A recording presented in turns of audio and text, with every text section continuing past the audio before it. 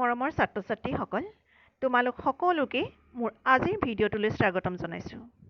আজিৰ ভিডিঅ'টো তোমালোকে বৰ মনোযোগেৰে চাবা আৰু শুনিবা। তোমালোকে বহুত উপকৃত হ'ব পাৰিবা। আজিৰ ভিডিঅ'টোত মই তোমালোকক উপসৰ্গ আৰু অনুসৰ্গৰ বিষয়ে ক'ম।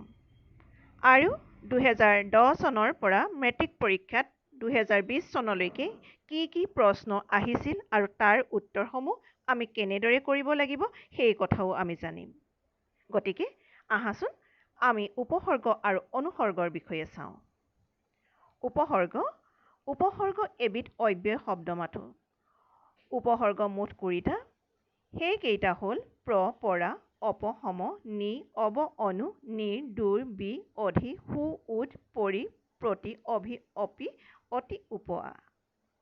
উপসৰ্গ কাক বোলে? যিবোৰ অব্যয়ে ধাতুৰ আগত বহি বিভিন্ন অৰ্থ প্ৰকাশ কৰে তাকেই উপসৰ্গ বোলে। অনুসৰ্গ যিবিলাক অব্যয় ক্ৰিয়াপদ নাইবা অইন কোনো পদৰ পাছত বহি বাক্যৰ অৰ্থ বিশেষভাৱে প্ৰকাশ কৰে তাকেই অনুসৰ্গ বোলে। অনুসৰ্গবিলাক অব্যয়ৰে এটা ভাগ। এতিয়া আমি প্ৰশ্নৰ উত্তৰসমূহলৈ যাওঁ। 2020 চনত কি আহিছিল চোৱা। অনুসৰ্গ কাক বোলে? এটা উদাহৰণ দি বাক্যত প্ৰয়োগ কৰি দেখুওৱা। উত্তৰ: যিবিলাক অব্যয় ক্ৰিয়াপদ নাইবা অইন কোনো পদৰ পাছত বহি বাক্যৰ অৰ্থ বিশেষভাৱে প্ৰকাশ কৰে তাকেই অনুসৰ্গ বোলে। উদাহৰণ: সবলা, সি তালৈ গৈছিল সবলা। 2019 চনত হক অনুসৰ্গ ব্যৱহাৰ কৰি এটি বাক্য লিখা। উত্তৰ: হক আজিলৈ যাওঁ হক। 2018ত সবলা অনুসৰ্গ ব্যৱহাৰ কৰি এটি বাক্য লিখা। সীমাহত গুৱাহাটীলৈ যাব হবলা। 2017 চনত আহিছিল চোন অনুসৰ্গ প্ৰয়োগ দেখুৱাই এটি বাক্য লিখা। তুমি এতিয়াই আহাচোন। 2016ত আহিছিল উপসৰ্গ আৰু অনুসৰ্গৰ একোটাকৈ উদাহৰণ দিয়া। উপসৰ্গৰ উদাহৰণ: প্ৰ, প্ৰয়োজন, প্ৰণাম। অনুসৰ্গ: দেই নেকি।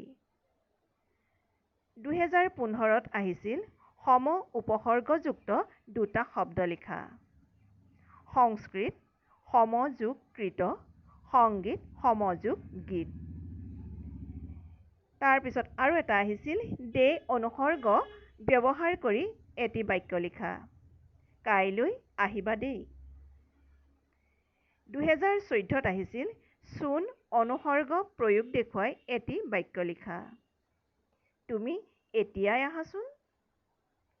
2013ত আহিছিল অপ উপসৰ্গযুক্ত হোৱা দুটা শব্দ লিখা। অপকাৰ, অপহৰণ। আৰু এটা আহিছিল অনুসৰ্গ যোগ কৰি দুটা শব্দ লিখা।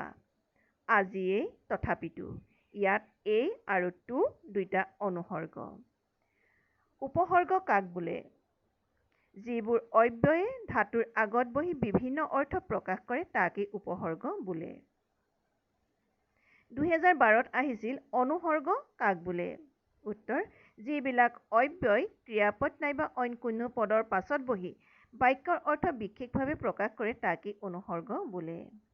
আৰু এটা আহিছিল প্ৰ নাইবা পৰি উপসৰ্গ যোগ কৰি দুটা শব্দ লিখা। পৰি, পৰিণাম, পৰিৱেশ। 2011ত আহিছিল শব্দৰ আগত উপসৰ্গ বহে নে অনুসৰ্গ বহে? শব্দৰ আগত উপসৰ্গ বহে। 2010ত আহিছিল উপসৰ্গ নাইবা অনুসৰ্গৰ দুটা উদাহৰণ দি তাৰ ব্যৱহাৰ দেখুওৱা। উত্তৰ: প্ৰ, তেখেত এজন প্ৰখ্যাত ব্যক্তি। পৰা, তুমি মোক ভাল পৰামৰ্শ দিলা। ছাত্ৰ-ছাত্ৰীসকল, এনেধৰণে তোমালোকে আৰু ভিডিঅ' দেখিবলৈ পাবা। গতিকে তোমালোকে এই ভিডিঅ'টোৰ পৰা কি শিকিলা মোক কমেণ্ট কৰি জনাবা। আৰু এটা নতুন ভিডিঅ'লৈ মই তোমালোকৰ মাজত পুনৰ উপস্থিত হ'ম। আজিলৈ আহোঁ। ধন্যবাদ।